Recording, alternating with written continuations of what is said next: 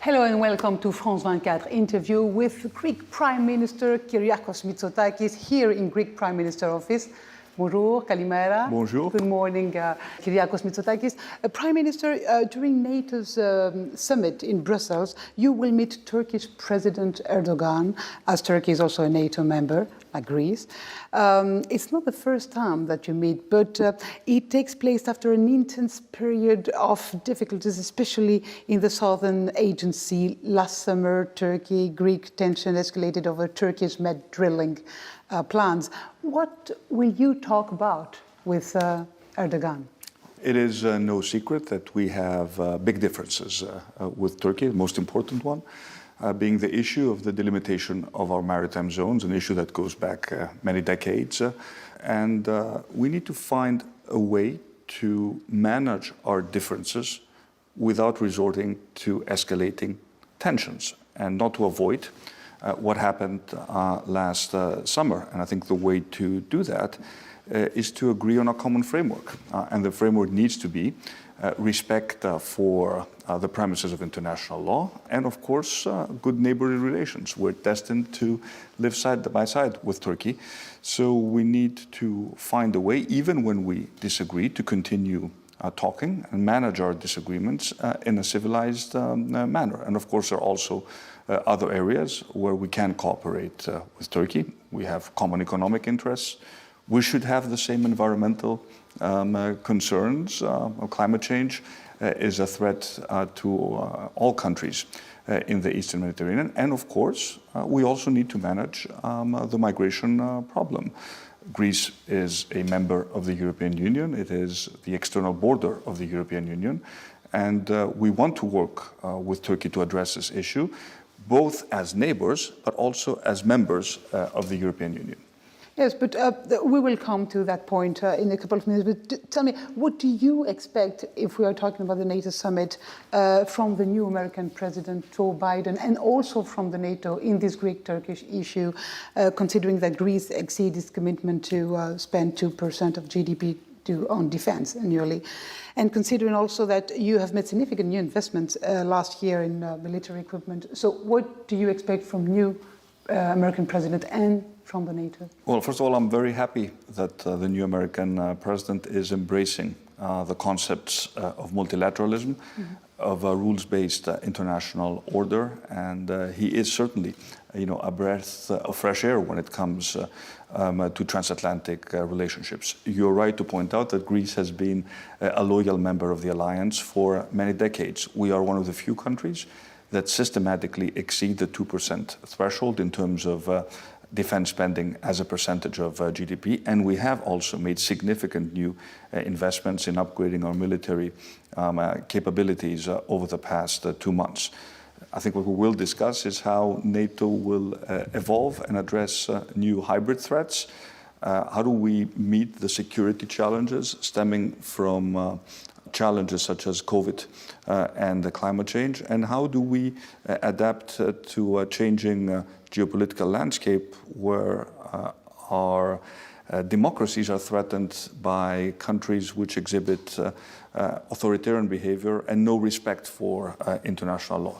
These are some of the issues I'm sure we will discuss this coming Monday in Brussels. Would you expect from them to have a word about this Greek-Turkish issue? Look, we're both members of the alliance, and of course, when we have differences as members of the alliance, these differences, as I told you, need to be resolved in a peaceful manner, because if they're not resolved in such a manner and we resort to heightened tensions, this is of course something which is not good for the alliance as a whole. But at the end of the day, it's up to us, Greece and Turkey, to address these issues.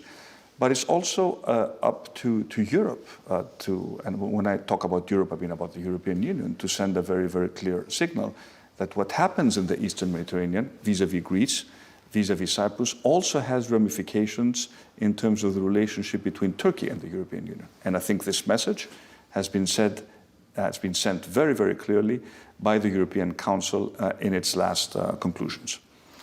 Okay, EU members, you were talking about the European Union, almost imposed sanctions on Turkey for its provocative behavior towards you, towards Cyprus, but that didn't happen. Under an apparent threat from Turkey, back on the migration deal and opened the borders to 4 million refugees too, as Erdogan puts it, to invade Europe. Is that what you're afraid of, the migration issue? Well, I'm not afraid of anything.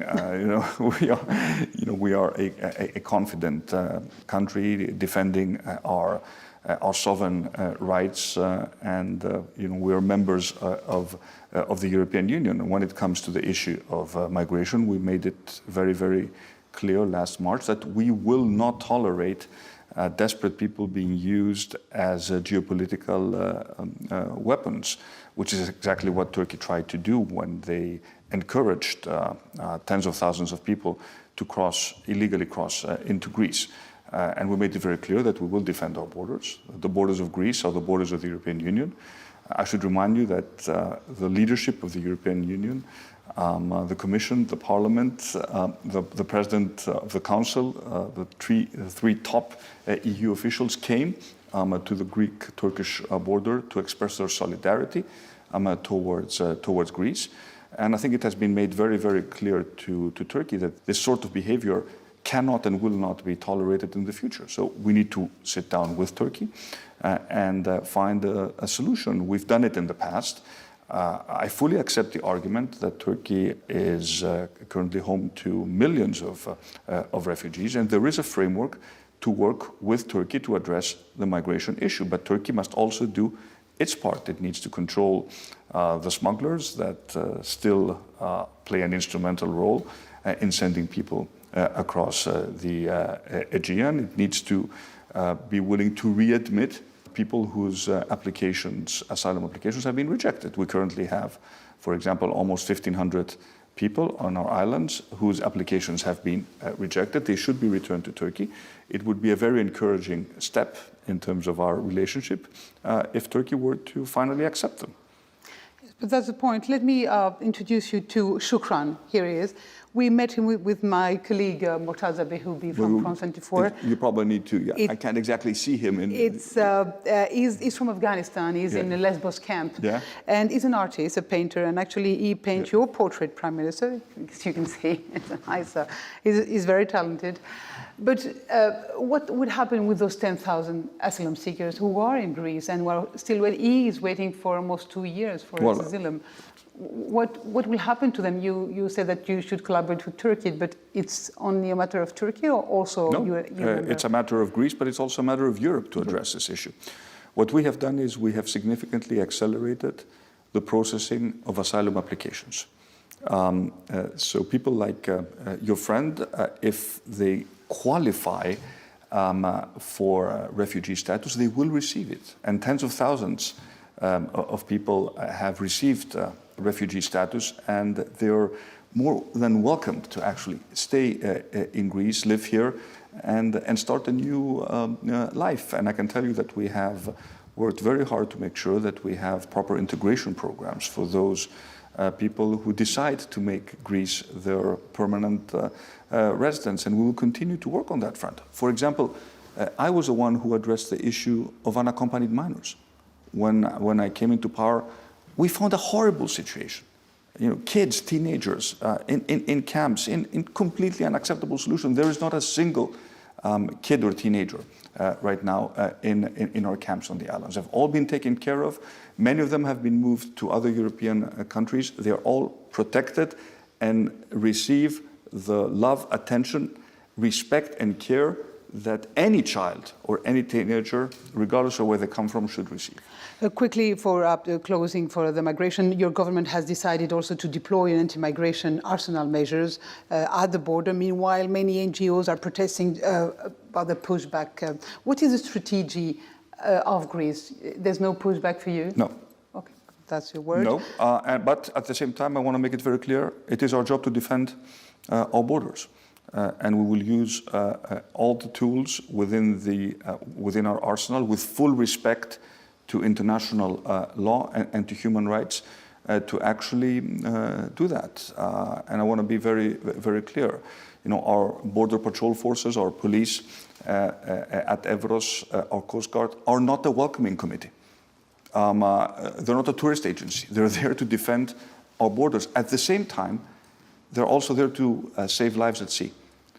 And to all those who accuse Greece of violation of human rights, I would ask them to go and speak to our Coast Guard and ask them how many people have they saved at sea? How many lives have been saved because of the responsibility of the Greek Coast Guard? Just have 20 more seconds to end this interview, and just a single word for this green certificate, that the digital certificate that you initiated as Greece and that Europe is adopting about the pandemic, that Greece was one of the countries that managed it as the best country in Europe.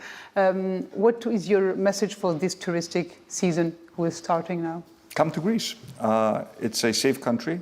It's a country that pioneered the digital green certificate.